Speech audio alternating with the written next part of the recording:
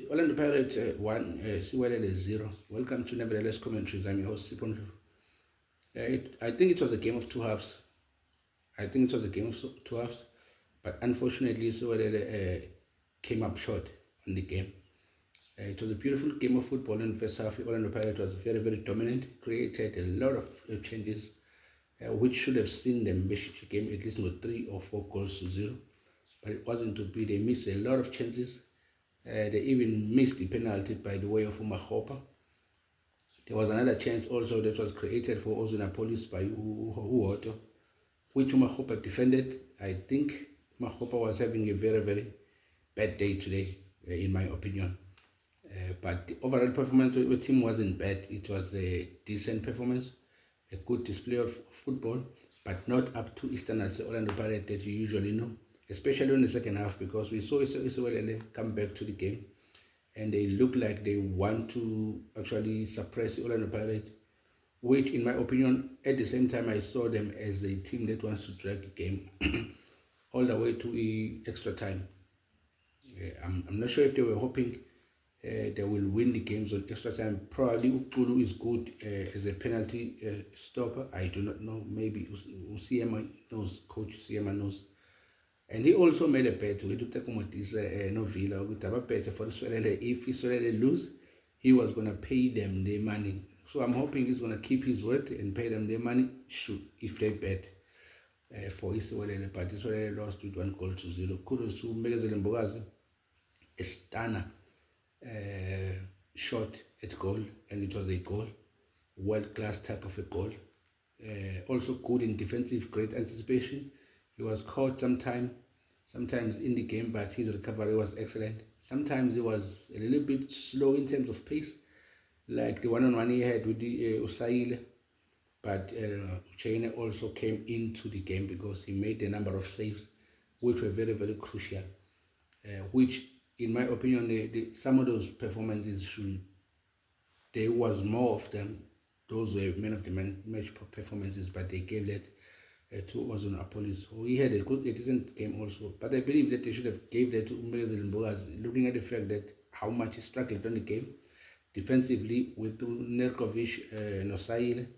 Later on in the second half, they brought new fresh legs up front to keep the pressure up for Mbogazi. At some point, I thought he was going to break, but he kept the hope. As we saw that towards the end of the game, he is the one actually who ultimately won the game Orlando Pirates by individual brilliance and that shot at goal. So it's a beautiful goal, a stunning goal. Congratulations, Yadlemiama. Yes, on improve. Congratulations to Ipagapaka. They deserve it. They were the better team. They were the team that was expected to win today.